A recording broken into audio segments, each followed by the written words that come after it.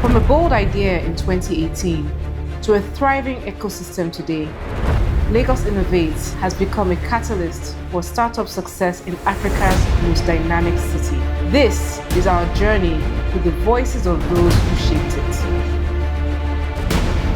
When we started Lagos Innovates in 2018, we had one goal: to support Lagos-based startups with access to infrastructure, talent, capital, and the networks that they need to thrive. We saw the potential in the ecosystem, and we wanted governments to play a catalytic role in unlocking it. Our early programs, like the Workspace Voucher Program and Hub Loans, were designed to be simple, yet impactful. We focused on lowering the cost of entry, giving founders the breathing space to build.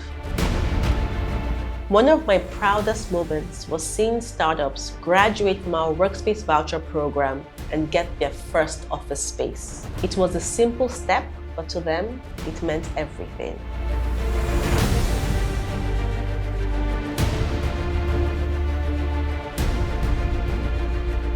When I stepped into the role at Lagos Innovates, the Lagos ecosystem was evolving rapidly. It was beyond providing infrastructure, the workspace vouchers for the entrepreneurs, and providing access to affordable finance to the hub loan owners. We needed to broaden our approach. The focus had moved more on the founders, the talents they needed, the broader ecosystem, financing that they needed, investors that they needed. So we broadened our approach. What did this mean? It meant we needed to go beyond what we were previously doing, which was providing workspace vouchers, hub loans to hub owners.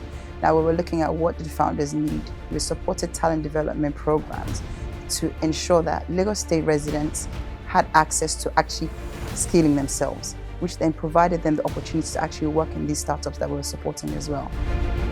So we forged new partnerships and deepened the relationships we had already so that we can expand or broaden what we're providing to Lagos State residents.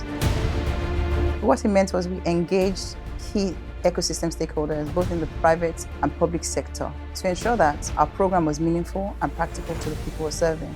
We became a platform that was beyond a grant program, a platform that was meaningful, it was practical, they could use it, upskilling people and providing talent to these companies. Inclusivity was a priority for us. We needed to ensure that our program, the Lagos Innovates, reflected the diversity and dynamicness of the states that we serve, Lagos State and its residents.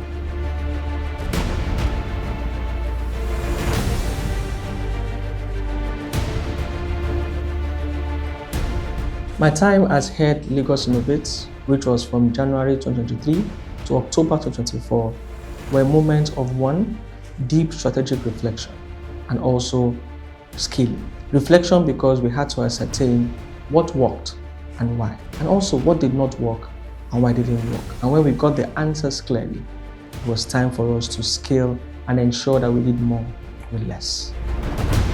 In doing more with less, we needed to fine-tune our internal processes. We needed to be sure that despite our constraints with human resources and maybe material resources, we're able to do more than previous years. An example of that was with the workspace voucher.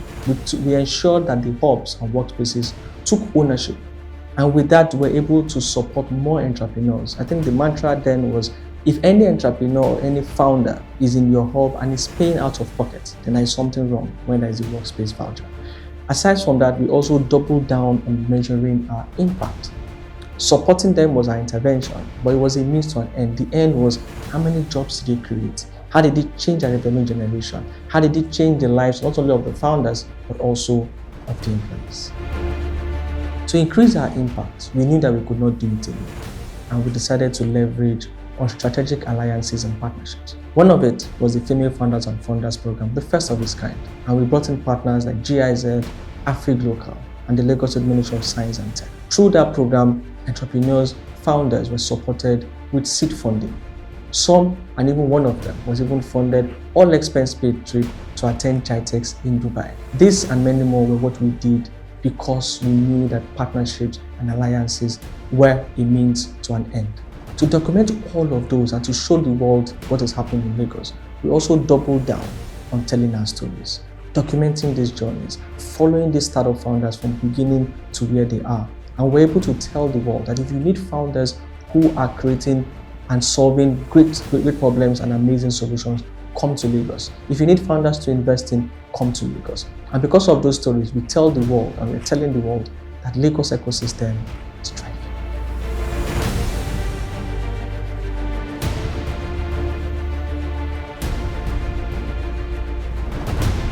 Today, Lagos Innovates is a testament of what is possible when governments believe in young people and put structure behind their ambition. We now have more than 10 cohorts of the IDEA program, which has supported over 200 startups. We've awarded over 600 vouchers to founders in Lagos to access quality co-working spaces, and we're creating new channels for knowledge sharing and growth.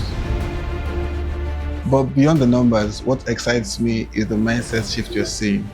Investors are looking at Lagos, founders are building global products, and collaboration is the default, not the exception.